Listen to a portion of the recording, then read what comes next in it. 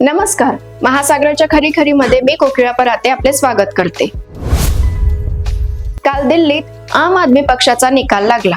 ज्या अण्णा हजारे यांच्या आंदोलनातून केजरीवाल नावाचा रसायन बाहेर पडले, त्यांनी अण्णा हजारे यांना कवडीचीही किंमत दिली नाही। त्यानंतर राजकीय पक्षांच्या सरधोपट मार्गावर आम आदमी पक्ष चालणार नाही अशी ग्वाही केजरीवाल यांनी फिरवली। त्यांचे ते वचन पहिल्याच 5 वर्षात बरे होते, त्यामुळे दुसऱ्या 5 वर्षातही दिल्लीच्या जनतेने केजरीवाल यांच्या पक्षाला प्रचंड बहुमत दिले।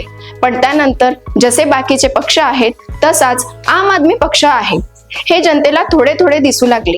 त्या आगीत भाजपच्या प्रचार यंत्रणेने इतके काही तेल ओतले की त्यात आम आदमी पक्षाचे सर्व सिद्धांत आणि वचने पाडसाफ होऊन गेली। आम आदमी पक्षाच्या डोक्यावर दारू घोटाळ्याचे डाग असे काही लागले की त्यासाठी सत्येंद्र जैन, मनीष सिसोदिया आणि अरविंद केजरीवाल या 3 प्रभावी मंत्र्यांना जेलची हवा खावी लागली। कुणाला कुठे पकडावे, कुणाला कसे दाबावे, कोणाची छबी कशी बिघडवावी यात भारतीय जनता पक्षाला डॉक्टरेट मिळालेली आहे।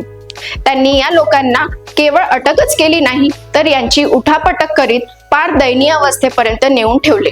ज्या केजरीवाल यांचे शब्द दिल्लीची जनता प्रमाण मानत होती, त्या केजरीवाल यांनी अगदी स्वतःच्या घशाने ओरडून ओरडून सांगितले की दिल्लीतील दारू घोटाळा भारतीय जनता पक्षाने तयार केलेला खोटा प्रचार आहे।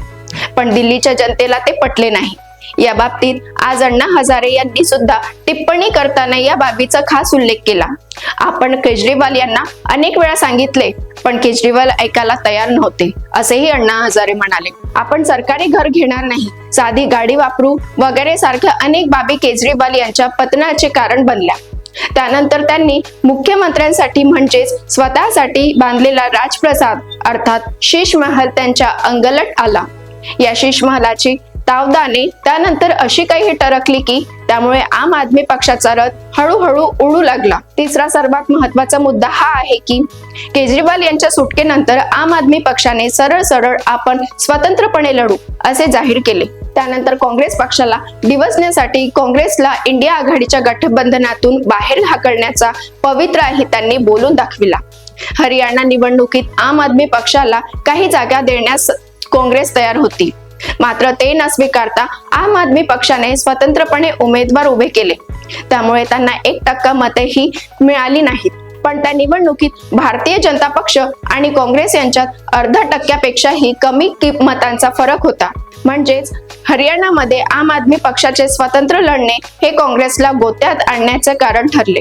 त्यानंतर आता दिल्लीच्या रणांगणात काँग्रेसशी बोलायचेही नाही इथपर्यंत ठीक होते, पण आम आदमी पक्षाने जे पोस्टर काढले त्यात बेईमानांच्या यादीत दुसऱ्या क्रमांकावर राहुल गांधी यांचा फोटो छापला होता।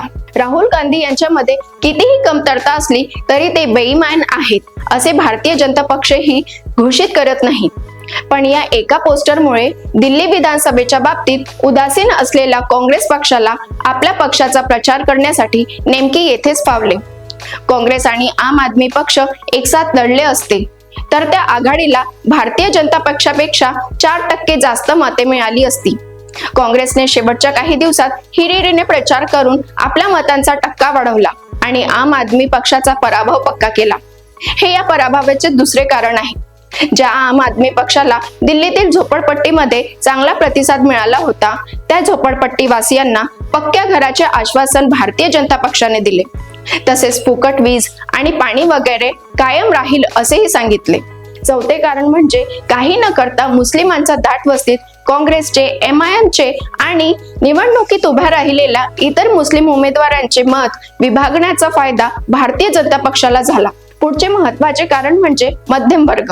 केजरीवाल यांच्या स्वच्छ कारभाराच्या घोषणेमुळे दिल्लीच्या 40% मध्यम वर्गाला आशा वाटली होती, पण भारतीय जनता पक्षाने नुकत्याच जाहीर केलेल्या अर्थसंकल्पामुळे मध्यम वर्गाने आपची साथ जवळजवळ सोडून टाकली। त्यानंतर वायू प्रदूषण, खड्डेदार मार्ग, यमुनेचे प्रदूषण, घाणेरडा पाण्याचा पुरवठा अशा समस्यांमुळे तसेच त्यासोबतच सर्वच ठिकाणी भारतीय जनता पक्षाने भरपूर आश्वासने दिल्याने त्याचाही परिणाम झाला। यावेळी महिला वर्ग भारतीय जनता पक्षाकडे मोठ्या प्रमाणात वळला। अशा प्रकारे केजरीवाल यांचा अहंकार, भारतीय जनता पक्षाची आक्रमक प्रचार यंत्रणा आणि काँग्रेसची बदनामी करण्याचे तंत्र यामुळे मोदी यांच्या विजयाचा मंत्र प्रभावी ठरला नाही। काँग्रेसने खाते उघडले नाही, पण त्यांनी आम आदमी पक्षाला खाल्ले आणि हरियाणाचा बदला पूर्ण केला. थोडक्यात हाताने झाडू फेकला, हाच या निकालाचा मतित अर्थ आहे. अशाच घडामोडींसाठी बघत रहा महासागर. अजूनही तुम्ही आमच्या चॅनलला सबस्क्राईब केलं नसेल तर लगेच सबस्क्राईब करा आणि बघत रहा महासागर. नमस्कार.